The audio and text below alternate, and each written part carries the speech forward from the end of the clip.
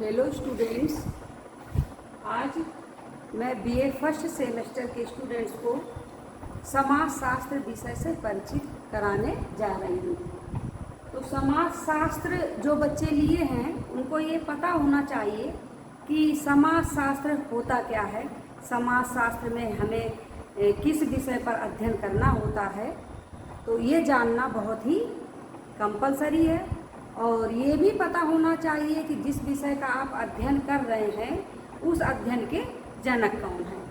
तो समाज शास्त्र की अगर सामान्य भाषा में हम बात करें तो ये जो हमारा समाज शास्त्र है जो समाज का ही शास्त्र है।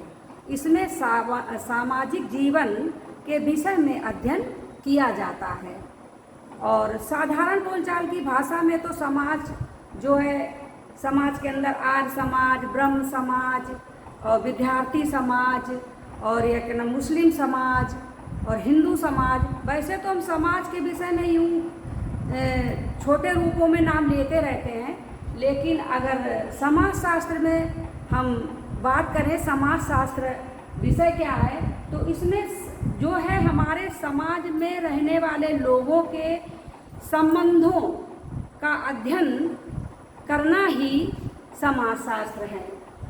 समाज शास्त्र जो विषय है इसके जन्मदाता हमारे अगस्त कांटे हैं, क्योंकि 1838 में इनके ही अथक प्रयासों से समाज शास्त्र को एक विषय के रूप में बनाया गया और विद्यार्थियों के लिए पढ़ने का एक ऑप्शन खुला कि समाज शास्त्र विषय का अध्ययन किया जाए।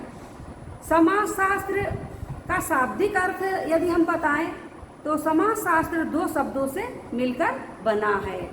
पहला शब्द है सोशियो और दूसरा शब्द है लोगस।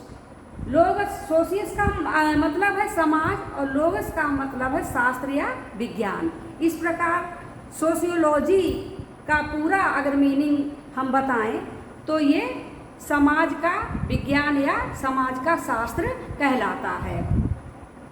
समाज शास्त्र में सोशियस शब्द है ये लैटिन भाषा का है और लोगस शब्द है वो ग्रीक भाषा का है।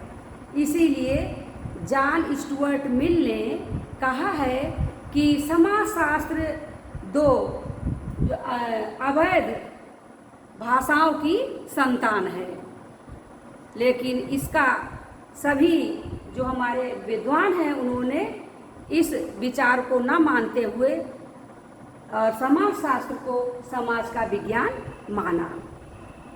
इस प्रकार से ये तो हो गया आपका शाब्दिक अर्थ। इसके बाद हम आपको बताना चाहते हैं कि समाज शास्त्र विषय को जो विद्वानों ने अलग अलग रूपों में स्वीकार किया है, ये इसको 4 भागों में बांटकर अध्ययन किया है। तो अलग अलग विद्वानों ने किस तरीके से इसको माना है वो हम आपको बताने जा रहे हैं। सबसे पहला है समाज शास्त्र समाज के अध्ययन के रूप में। तो कुछ विद्वानों ने माना है कि समाज शास्त्र में समाज का अध्ययन किया जाता है, उसमें वार्ड हैं, समनर हैं और गिडिंग्स हैं। तो वार्ड ने कहा है समाज शास्त्र समाज का विज्ञान है और समनर ने कहा है समाज शास्त्र वह विज्ञान है जिसमें समाज का अध्ययन किया जाता है। इस तरीके से इन तीनों राइटरों ने, गिडिंग्स ने भी इसी तरीके से माना है कि समाज शास्त्र समाज के का ही अध्ययन करता है, इस रूप में उन्होंने स्वीकार किया है। इसके बाद आता है दूसरा नंबर समाज शास्त्र सामाजिक संबंधों के अध्ययन के रूप में। तो कुछ विद्वान हमारे ऐसे हैं जिन्होंने समाज शास्त्र को सामाजिक अध्ययन के रूप में स्वीकार किया है और कहा है कि समाज शास्त्र में सामाजिक संबंधों का अध्ययन किया जाता है। और हमारे जो फेमस विद्वान हैं, समाजशास्त्री हैं, मैकाइवर तथा पेज, इनकी एक बहुत ही फेमस डेफिनेशन है। इन्होंने कहा है कि समाज शास्त्र सामाजिक संबंधों का जाल है। तो मैक्स वेबर ने भी इसी तरीके से स्वीकार किया है कि समाज शास्त्र में समाज तथा सामाजिक कृत्यों का अध्ययन किया जाता है। इन्होंने कार्य या कृत्यों को भी अपनी परिभाषा में महत्व दिया है। इसके बाद हम अगर तीसरे नंबर पे आते हैं जो जिन विद्वानों ने समाज शास्त्र को समूह के अध्ययन के रूप में स्वीकार किया है, तो ये विद्वान है हमारे जॉनसन, नोब्स, हाइन तथा फ्लेमिंग। इन समाज शास्त्रियों ने माना कि समाज शास्त्र में सामाजिक समूहों का अध्ययन किया जाता है। जॉनसन ने कहा भी है कि समाज शास्त्र सामाजिक समूहों का अध्ययन करने वाला विज्ञान है। तो ये डेफिनेशन इनकी जॉनसन की है। इसके बाद अगर हम लास्ट में आते हैं तो देखते हैं फोर्थ नंबर पे जिन समाजशास्त्रियों ने समाजशास्त्र को अंतःक्रियाओं के अध्ययन के रूप में माना है। उन्होंने कहा है कि समाजशास्त्र सामाजिक अंतःक्रियाओं के अध्ययन के रूप में हमने स्वीकार किया है। उन जो राइटर हैं उनमें से गिलिन एवं गिलिन और जॉर्ज सिमेल ये फेमस हमारे समाजशास्त्री हैं। तो इन्होंने कहा है कि समाजशास्त्र सामाजिक अंतःक्रियाओं का अध्ययन करता है। अंतःक्रियाओं का आधार जो है मेन संबंधों से ही है।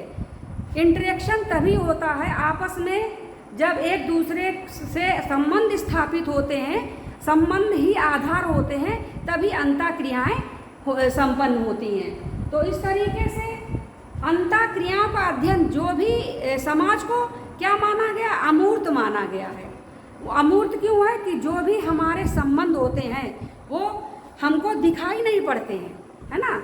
संबंध को केवल हम महसूस कर सकते हैं, देख सकते हैं। इस तरीके से सामाजिक संबंधों